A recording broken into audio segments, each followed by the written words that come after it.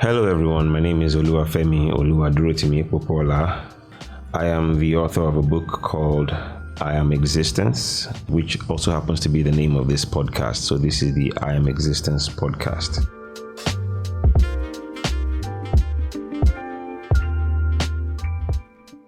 So today we're going to be talking about how, I guess you could call this episode, The Truth is Messy.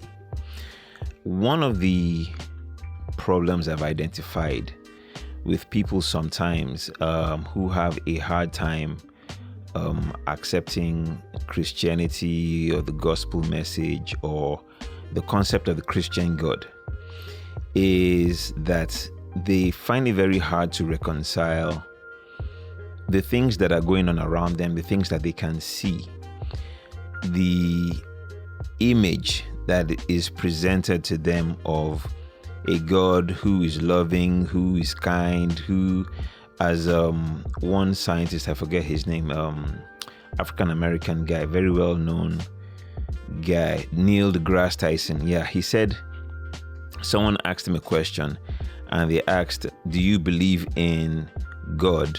And after rambling around for a little bit and they pinned him down to that question, his response was very telling. He said, the general notion that people have of God is that he's all good and he's all powerful.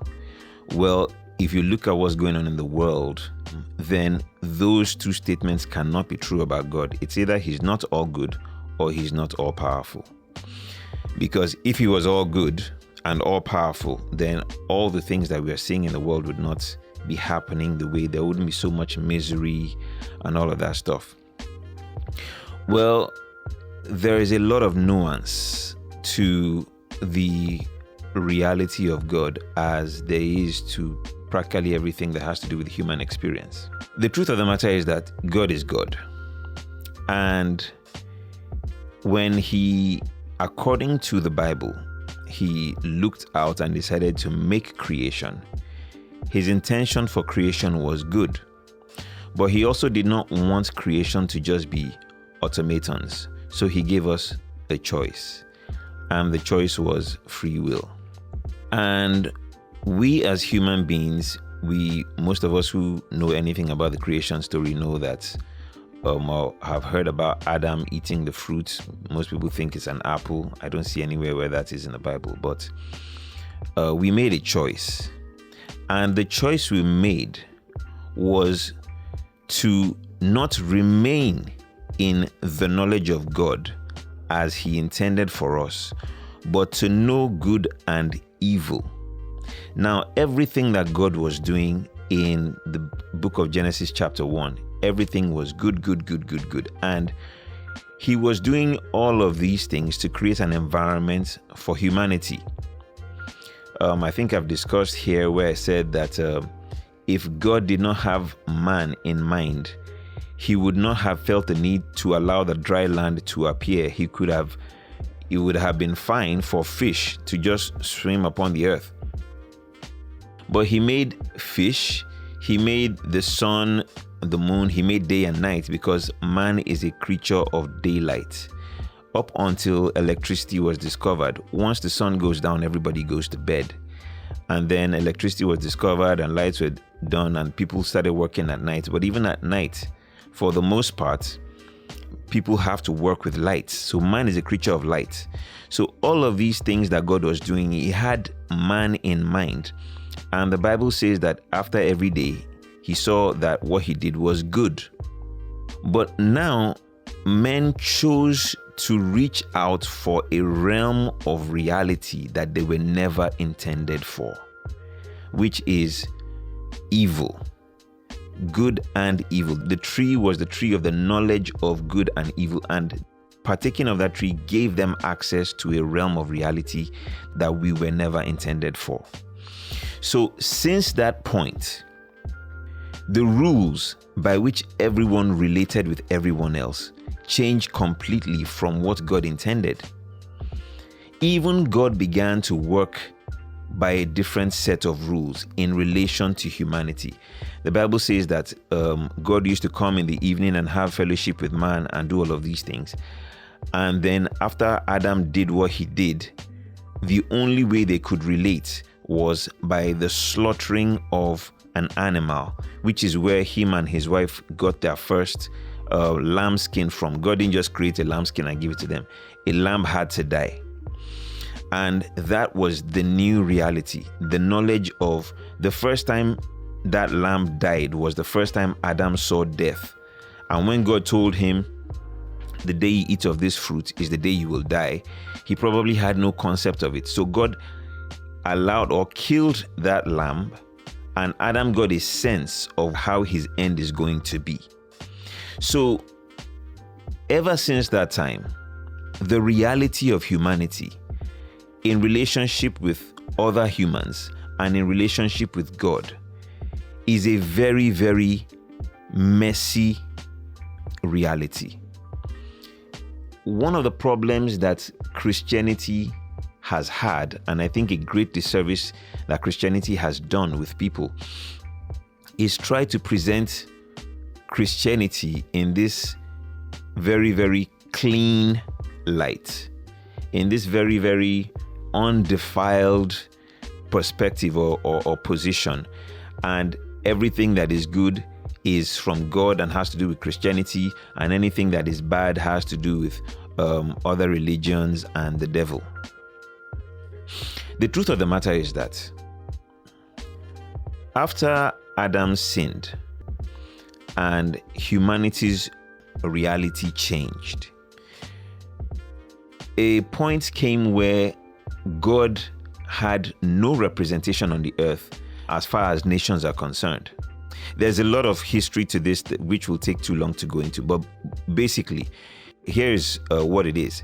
At some point, God picked out Abraham and called him Abraham, and he made a nation out of him, from which the nation of Israel comes today. Some people find that contentious and all of that stuff, but the three biggest religions in the world are the Abrahamic religions. If they don't agree on which child was the chosen one, at least we go to Abraham. We can all agree on that. And Abraham, he had his descendants become God's chosen people. But if you read through the Bible, which is supposed to be, most people would think that a holy book would talk about only the good things and all of that stuff. The Bible highlights the experience of God's people, and some of the most barbaric, some of the most depraved kinds of behavior was found amongst God's people in the Old Testament. In the New Testament, Christ came and he gave us a new heart, and the church was born. But there is a history to the church that is extremely unsavory. Even today, there are things that are coming out that if the church was operating the way it's supposed to. Now, one of the things that people try to do is present the church the way the church is supposed to be and try to downplay the way the church is. But reality is reality. What it is what it is.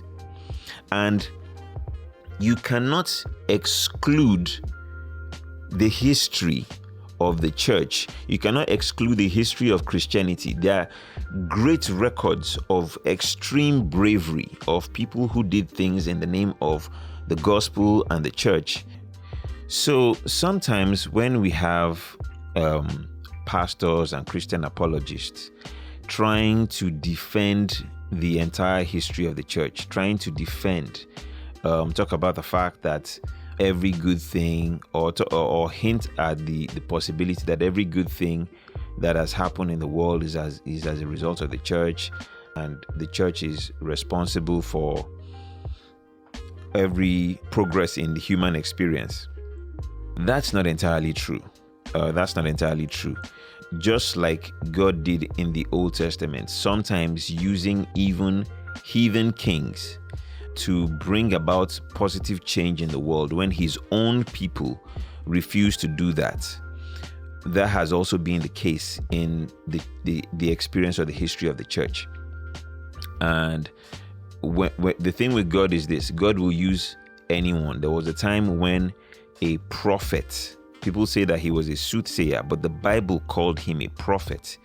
Later called him a soothsayer, but at the time when this was happening, he was identified as a prophet, Prophet Balaam.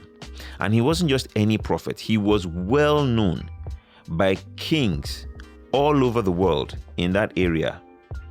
And they all knew that this is a man whom the word of the Lord is in his mouth.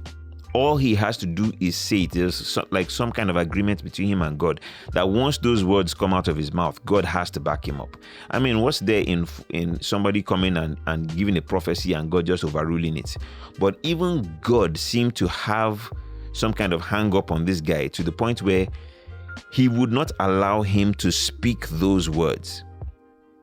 When the prophet started getting out of line, God moved him to the side and spoke through a donkey.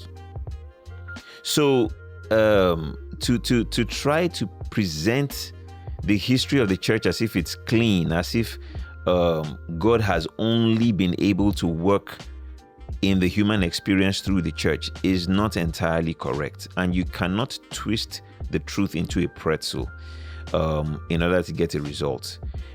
When you do that, you come off as disingenuous, and people can always go back in history and come up with and be able to refute the lies.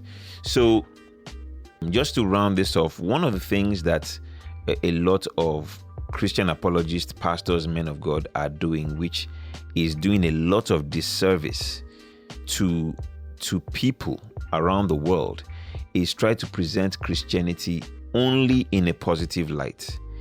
The intention is all positive, but the experience is a completely different story.